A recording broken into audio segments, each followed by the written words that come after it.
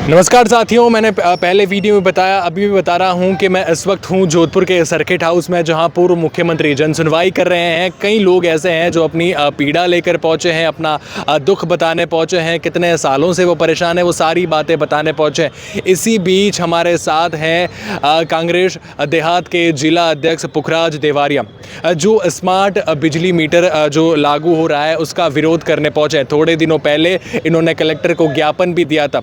कई लोग ऐसे हैं जो इसके पक्ष में बात कर रहे हैं, कुछ ऐसे भी हैं जो इसके विपक्ष में बात कर रहे हैं, यानी इसका विरोध कर रहे हैं। क्या कारण है कि स्मार्ट बिजली मीटर का विरोध किया जा रहा है? और कलेक्टर को ज्ञापन देने के बाद उन्होंने क्या कहा है? क्या अभी जो पूर्व मुख्यमंत्री से आपकी बात हुई है?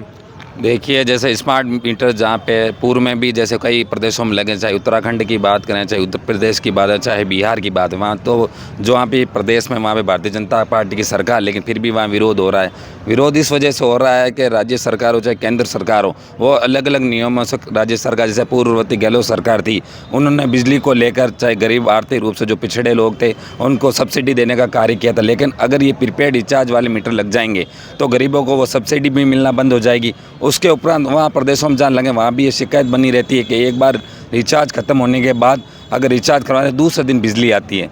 और एक मुख्य मुद्दा भी, जैसे मैं ग्रामीण परिवेश से आता हूँ, तो ग्रामीणों एरिया में जैसे किसान है, जब खेती करते हैं, खेती करने के बाद जब फसलें आती हैं 3-4 महीने बाद वो बिजली का बिल जमा करा पाते हैं। उनकी स्थिति ऐसी नहीं होती कि वो पहले पैसा देकर रिचार्ज करवाएं और बिजली चलाएं और अपनी खेती बाड़ी करें, लेकिन उनको भी इस तरीके से लाभ नहीं मिले। किसी भी सरकार का उद्देश्य होता है किसी भी गरीब व्यक्ति के साथ, चाहे बिजली हो, पानी हो, ये मूलभूत सुविधाएं, अगर मूलभूत सुविधाएं वो देने में अक्षम है तो सरकार पूरी तरह से विफल है। आज पानी की बात करें, आज लगातार जल जीवन मिशन लेके ये पहले बड़े मुद्दे उठाए जा, केंद्र का ये जो मोटो था, हमारे पूर्व जल शक्ति मंत्री थे जोधपुर से गजेंद्र सिंह शेखावत, उन्होंने भी कई बड़े बड़े जल को घर घर पहुंचाने की बात की, लेकिन जब उनकी सरकार थी तब भी वो नहीं पहुंचा पाए। और उसके बाद पिछले चुनाव की बात है, उस चुनाव के दरमियान उनके खुद के भारतीय जनता पार्टी के जो विधायक प्रत्याशी थे, हाल ही में विधायक, उन्होंने भी इसका विरोध किया था। लगातार भारतीय जनता पार्टी जनता इनमें कोई कार्य नहीं कर रही है। इसको लेकर युवा कांग्रेस ने अभी हाल ही में ज्ञापन भी सौंपा है और हमारी मांग है कि स्मार्ट मीटर को हटाया जाए। स्मार्ट मीटर अगर लगेंगे तो कोई किसी प्रकार से जो राज्य सरकार दावा कर रही है कि इससे अवैध कनेक्शन हटेंगे, इससे अवैध कनेक्शन का तो कोई मामला ही नहीं है। अवैध कनेक्शन हटाना है तो आप मीटर में क्या छेड़खानी है? अवैध कनेक्शन वाला तो डायरेक्ट लाइन में ही करता है कनेक्शन, कोई मीटरों के माध्यम से तो करता नहीं। और इस मीटर की जो कॉस्टिंग वो 25,000 रुपये बताई जा रही है।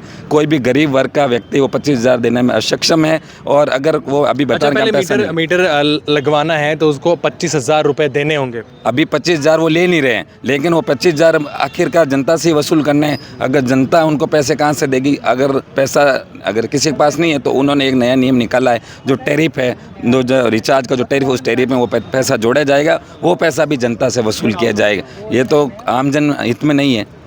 तो इसीलिए आपने और आपके जो साथी कार्यकर्ता है उन्होंने इसका विरोध किया है। और फिर भी इसके बाद अगर ये मीटर की जो योजना है वो लागू हो जाती है तो क्या कदम जो है एक देहात जिला अध्यक्ष उठाएगा? युवा कांग्रेस ने भी ज्ञापन दिया है और हम इसकी मांग को पूर्ण रूप से उठाएंगे।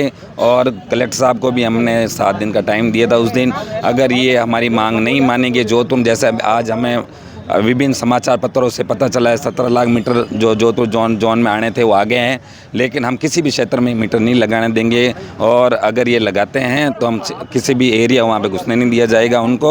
और हम इसको लेकर 2 दिन बाद में जो जालोरी गेट है, सोस्ती गेट है, वहाँ पे एक हस्ताक्षर अभियान भी, प्रमुख चौराहे हस्ताक्षर अभियान भी चलाएंगे और जनता को जागरूक करने का भी कार्य करेंगे। अगर फिर भी नहीं मानते जोधपुर जिला कलेक्टर कार्यालय घेरने का कार्य युवा कांग्रेस कार्यकर्ता बड़े सीनियर नेताओं को साथ लेकर करेगा। तो देखिए, आप इस बारे में क्या कहेंगे कि स्मार्ट बिजली मीटर जो लगाए जाने हैं, जैसा कि पुखराज देवारिया ने बताया कि कहीं जो आर्थिक रूप से पिछड़े लोग हैं, आर्थिक रूप से कमज़ोर लोग हैं, उनको और ज़्यादा मुश्किलें होंगी। जो किसान हैं जो कई महीनों बाद खेती का फसल का पैसा आने के बाद बिजली का बिल भरते हैं, उनको ज़्यादा समस्याओं का सामना इस स्मार्ट बिजली मीटर आने के बाद करना पड़ सकता है। इस बारे में आप क्या कहेंगे, मुझे ज़रूर बताएँ और ऐसी जानकारियों के लिए द खटक के साथ जुड़े रहें।